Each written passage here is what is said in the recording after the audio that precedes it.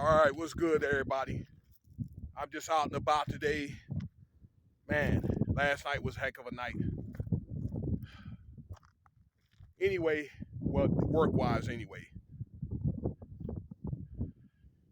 Anyway, I'm just out, just enjoying some fresh air here. Got some chores done. I'm gonna go limp in the weight room and go get on limp to go do about 2.5 miles since I walk with a limp and all that, and I ain't supposed to be running. I usually do about 4 to 5, about 4.5 miles on the bike, 2 to 2.5 miles on the elliptical, and about a mile and a half when I go run on the treadmill. Okay. Yes, at 51, I'll be 52 in 6 weeks. Yeah, I can still run. Okay. Like somebody I know, they got a bum ass knee with TBI trying to tell me I can't walk. Okay. How's everybody doing today? I'm just out and about here, over here in Sunrise Mountain, this is East Las Vegas. Downtown is right behind me. I'm going to get a glimpse when they got this ball that they're building out there called the MSG Sphere, and that'll be ready in September. It's like it lights up inside and out. 17,000 seat uh, performing arts is going to be open in September this year. So let's get right into it about Freaknik. Okay, they're coming out with a documentary, and if you don't believe that some things that were done in the light, dark turned into light, well, guess what? This might be you. Okay. So a little bit about Freaknik. Freaknik started around the early to middle 80s as a picnic, I guess, that was held to give the college students in Atlanta, okay, the HBCUs, that is, okay, what they got down there, Clark, Morehouse, and Spelman.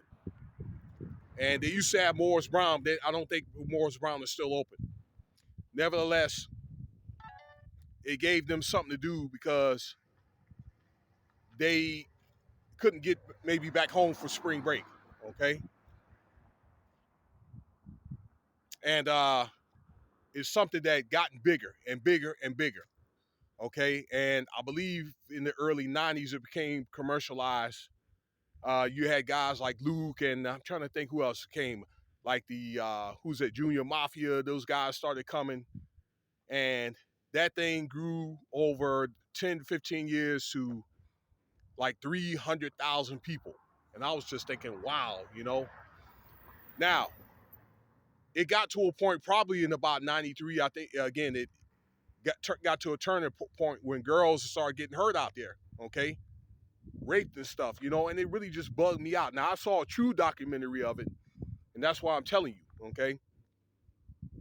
And the city actually, they didn't want to get rid of it. They were trying to work it out to where they can keep it there because I understand they were bringing at that time $26 million into the city of Atlanta, but they were saying, look, you know what?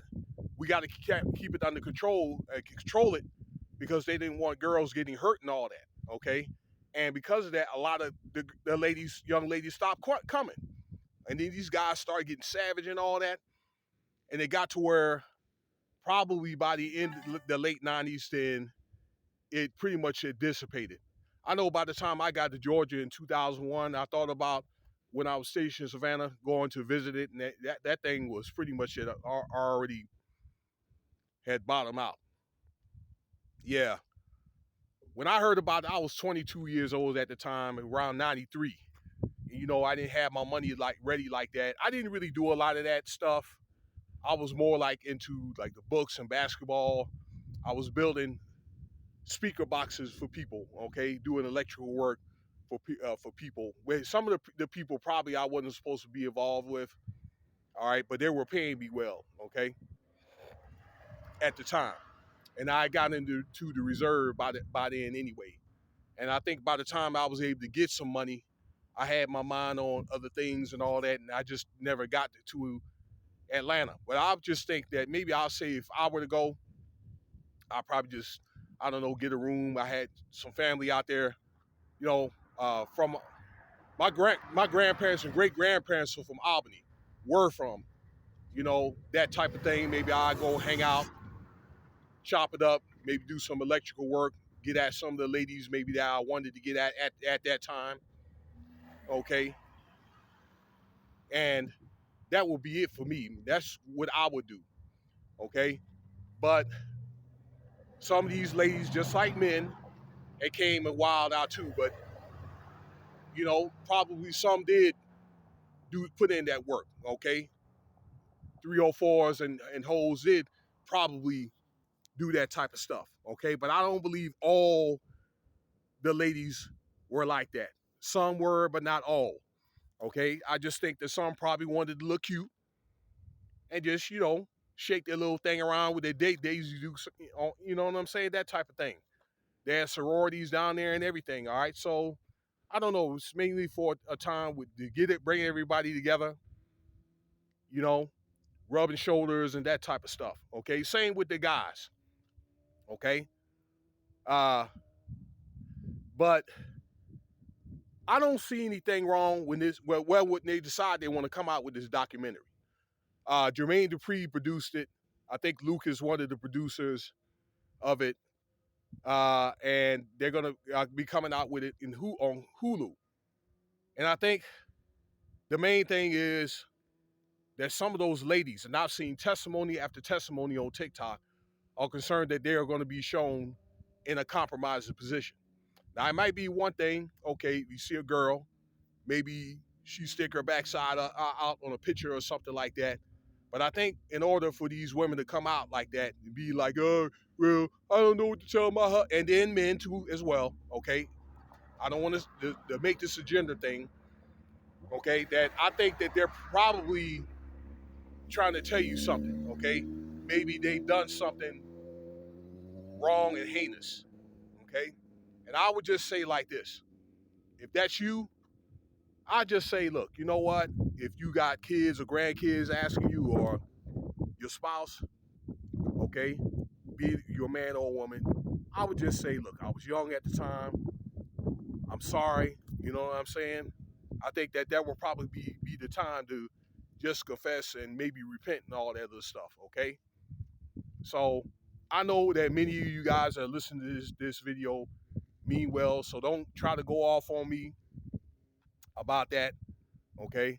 Recently the Freaknik got rebooted about 2 years ago out there. It's a lot different from how it is now, okay? So maybe things will be done in a better light, all right? I don't know when they're supposed to release it.